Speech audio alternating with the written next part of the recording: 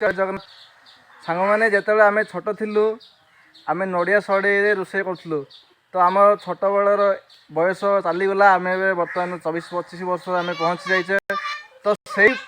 पिला बेल को मन पकड़ापी मुझे देखुची गोटे छोट पिला माने आम बारीपटे छोट घर कर नड़िया सड़े रोषे कर देखा देखिपे आम सब आम साईर सब छोट छोट पिला माने गोटे छोट घर टे बनई